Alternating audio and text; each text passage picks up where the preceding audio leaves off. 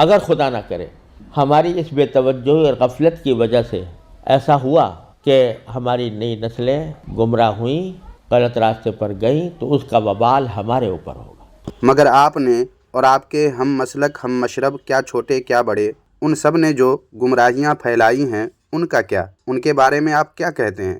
سامعین، یہ سوال بنتا ہے کہ نہیں؟ یقیناً بنتا ہے۔ تو پھر آئیے ان دیوبندیوں کی ایک شرارت، یا یوں کہیں کہ جہالت و حماقت کی وجہ سے دیوبندیت خود اپنے ہی شکنجے میں کیسے پھنس کر کراہ رہی ہے، اس کی ایک مثال ملاحظہ کریں کہ کیسے مسلکی عناد کی آگ میں جل بھن کر کباب ہوئے دیوبندیوں نے پہلے جو جہالت بھرا فتویٰ دیا، آج اس کی زد میں خود دیوبندیت آ کر چھٹپٹا رہی ہے۔ آئیے دیکھتے ہیں۔ قاتل کرد کریں گے ہم ہیں بریلی والے۔ سب سے پہلے سامعین و ناظرین ملاحظہ فرمائیں، یہ کتاب فتاویٰ عثمانی اور اس کی جلد اول کے صفحہ نمبر 109 پر دیکھیں۔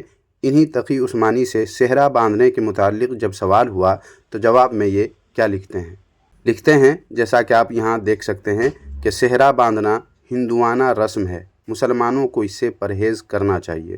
سامعین، انہوں نے تو صرف ہندوانہ رسم کہہ کر پرہیز کرنے کی تاکید کر دی، مگر اب ذرا دیوبندیوں کے اس مشہور مفتی طارق مسعود کی سنیں کہ صحرا کے بارے میں یہ کیا کہہ رہے ہیں۔ شادی میں صحرا باندھنا کیسا ہے؟ کیا یہ گناہ ہے؟ باندھ سکتے ہیں؟ وضاحت فرما دیں۔ رمیز انصاری انڈیا سے۔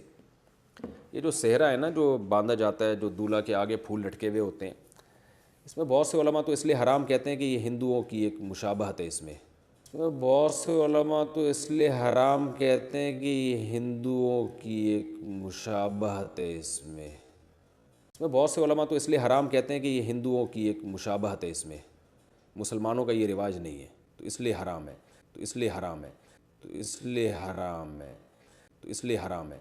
اور اگر آپ فرض کر لیں کہ اب مسلمانوں میں اتنا رائج ہو گیا کہ ہندوؤں کی مشابہت نہیں ہے، تو بھی ایک بیہودہ رسم ہے۔ تو معلوم ہوا سامعین کہ شادی میں صحرا باندھنا اگر ہندوانہ رسم یا ان کی مشابہت یعنی ہندوؤں کی مشابہت نہ بھی مانے تو بقول طارق مسعود دیوبندی کے یہ بیہودہ رسم اور حرام ہے۔ اب دیکھیں سامعین، دیوبندیوں کے یہاں کی مشہور ترین کتاب بہشتی زیور، جسے دیوبندی اپنے حکیم الامت اشرف علی تھانوی سے منسوب کرتے ہیں۔ اس کتاب کو دیوبندی اشرف علی تھانوی کے نام سے منسوب کرتے ہیں، اور اس پر نام بھی دیکھیں گے تو اشرف علی تھانوی کا لکھا ہوا ہوتا ہے، لیکن سچائی کچھ اور ہی ہے۔ کبھی ضرورت پڑی تو انشاءاللہ تعالی اس سے بھی پردہ اٹھاؤں گا اور دیوبندیوں کے جھوٹ کو ایک نئے عنوان سے واضح کر کے آپ کے سامنے پیش کروں گا، وہ بھی ان دیوبندیوں وہابیوں کے گھر کے ناقابل تردید حوالوں کی روشنی میں۔ خیر، اسی بہشتی زیور کے صفحہ نمبر 44 پر دیکھیں سامعین، کفر اور شرک کی باتوں کا بیان۔ اس کے تحت یہاں دیکھیں صحرا باندھنا بھی لکھا ہوا ہے، مطلب صحرا باندھنا حرام و ناجائز ہی نہیں بلکہ کفر اور شرک بھی ہے۔ یہ کس کتاب میں ہے؟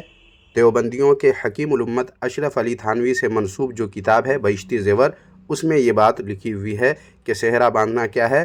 کفر اور شرک ہے، جیسا کہ آپ یہاں دیکھ سکتے ہیں۔ سامعین، ان حوالوں کو ملاحظہ کر لینے کے بعد اب دیکھیں یہ ویڈیو، اور اس ویڈیو کے مناظر کو آپ بغور دیکھیں۔ یہ جو پھولوں کے ہار پہنے ہوئے لوگ بار بار ادھر ادھر آپ کو نظر آ رہے ہیں، یہ کوئی عام لوگ نہیں ہیں، یہ دارالعلوم دیوبند کے فارغین ہیں جو اب مسجد اور مدرسوں میں جا کر کے دیوبندیت کی تبلیغ کریں گے۔ اسی طرح سامعین و ناظرین، اب ان دو ویڈیوز کو دیکھیں۔ اس میں ہار بھی پہنایا گیا ہے اور اس کے بعد پھول بھی برسائے جا رہے ہیں۔ دیکھیے کیا کچھ نہیں ہو رہا ہے، دیکھیں کس طرح پھولوں پہ پھول گلے میں پہنائے جا رہے ہیں، اور جو پھول برسائے گئے ہیں وہ بھی دیکھیں نیچے کس قدر پھول برسائے گئے ہیں۔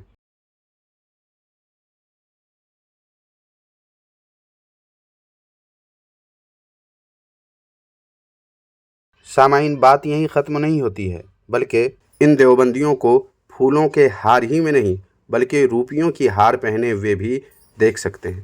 سامعین، ان مناظر کو پیش کرنے کے بعد اس ویڈیو کو دیکھنے والے اور جو بھی جہاں بھی کوئی دیوبندی ہیں، ان تمام سے میں بالکل معمولی سا سوال پوچھنا چاہتا ہوں، اور وہ یہ ہے کہ جب شادی میں صحرا باندھنا ہندوانہ رسم ہے، ناجائز ہے، حرام ہے، بلکہ کفر اور شرک ہے، تو پھر مدرسے سے فراغت کے بعد پھولوں کے ہار کو پہننا، روپیوں کے ہار کو پہننا ہندوانہ رسم کیوں نہیں؟ یہ ناجائز اور حرام کیوں نہیں؟ یہ شرک اور کفر کیوں نہیں ہے؟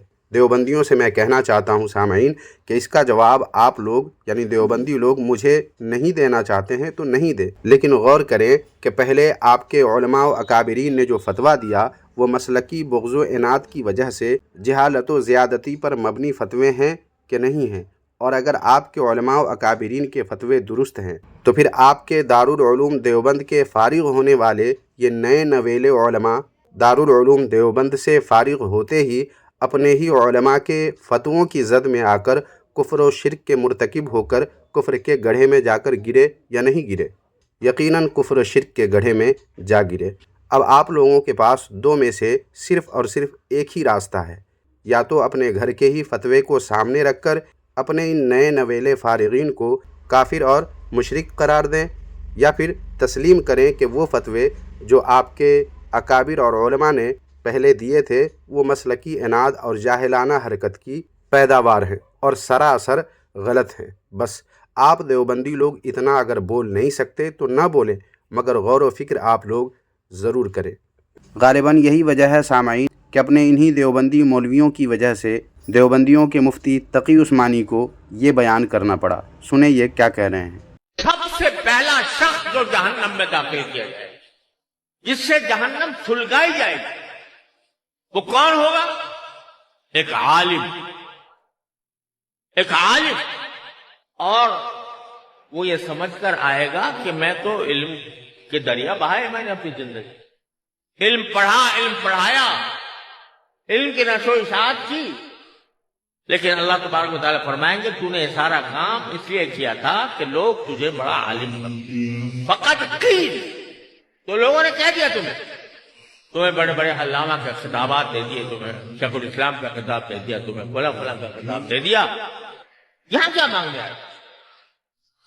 لہذا سب سے پہلا شخص جو جہنم میں داخل ہوگا، اللہ تعالیٰ سب کی حفاظت فرمائے، وہ ایک عالم ہے۔ حالانکہ سامعین آپ حیران ہوں گے یہ جان کر کہ ایسی کوئی حدیث ہے ہی نہیں، اور یہ میں اپنی طرف سے نہیں کہہ رہا ہوں بلکہ دیوبندیوں ہی کے عثمانی دارالافتاء ویب سائٹ کے ایک فتوے کے لنک کو میں نے اسی ویڈیو کے ڈسکرپشن میں دے دیا ہے، اور اسے اپنے واٹس ایپ چینل اور ٹیلی گرام چینل دونوں پہ بھی میں ڈال دوں گا۔ دونوں چینلوں کے لنک بھی آپ کو اسی ویڈیو کے ڈسکرپشن میں مل جائیں گے، وہاں سے بھی آپ اس فتوے کو پڑھ سکتے ہیں۔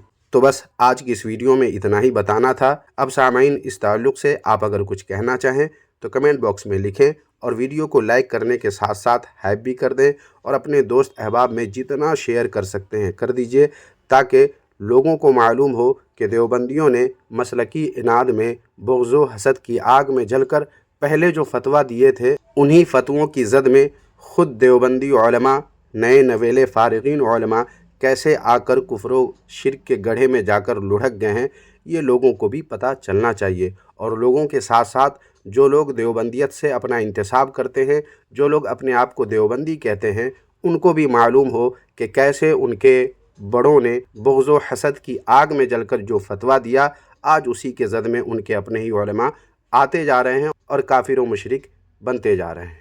اس لیے اس ویڈیو کو آپ حضرات زیادہ سے زیادہ اپنے دوست احباب میں شیئر کر دیں۔ شکریہ، جزاک اللہ خیرہ۔